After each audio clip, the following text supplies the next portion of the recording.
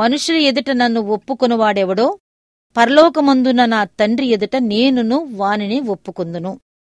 మత్తయి సువార్త 10వ అధ్యాయం 32వ వచనం.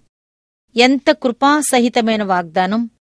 నా ప్రభువును గూర్చి 10 మందిలో ఒప్పుకోవటం నాకు గొప్ప సంతోషకరమైన విషయం. నేను ఎంత అపరాధినైనప్పటికీ నేను యేసు విషయంలో సిగ్గుపడేది లేదు. ఆయన శిలువను గూర్చిన సత్యాలు ప్రకటించటానికి భయపడేది లేదు. ప్రభువా, నీ నీతిని నా హృదయంలో దాచుకుని నేనూరుకోలేదు.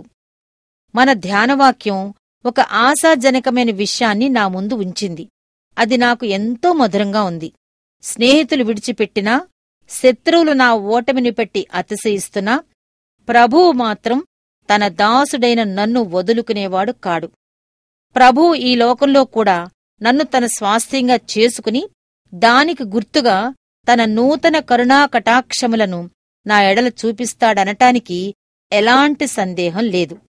నా పరమతండ్రి ఎదుట నేను నిలబడే రోజు ఒకటి తప్పక వస్తుంది. అప్పుడు యేసు నా గూర్చి తండ్రి ఎదుట ఒప్పుకునే ఆ మధుర క్షణాలను తలుచుకుంటుంటే ఎంత గొప్ప సంతోషం కలుగుతుంది. ఆయన బహుశా నా గూర్చి ఇలా చెప్పవచ్చు: ఈ వ్యక్తి నిజంగా నన్ను నమ్ముకున్నాడు. భూమి మీద నన్ను బట్టి, నా నామం బట్టి ఇతరుల చేత నిందల పాలవటానికి, దూషింపబడటానికి, అవమానాలు అనుభవించటానికి ఇష్టపడ్డాడు. కాబట్టి అతన్ని నా వానిగా అంగీకరించటానికి నేను ఇప్పుడు ఇక్కడ ఇష్టపడుతున్నాను. ఒక దేశంలో ఒక వ్యక్తిని మహావీరునిగా ప్రకటించారు. గౌరవ సూచనగా మహారాణిగారు అతనికి ఒక రత్నాల హారం బహూకరించారు. అదేమంత గొప్పతనంలా నాకనిపించదు.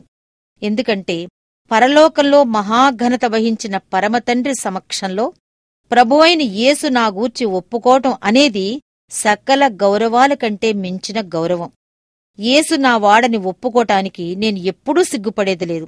యేసు నా రక్షకుడని 10 మందిలో చెప్పుకునే అవకాశం వచ్చినప్పుడు నా నోరు నొక్కేసే పిరికితనాన్ని నా భుజాలమీద కూర్చొనివ్వను. మనోదౌర్బల్యంతో నా ప్రభువు విషయంలో నేను ఎవ్వరితోనూ రాజీ పడేది లేదు.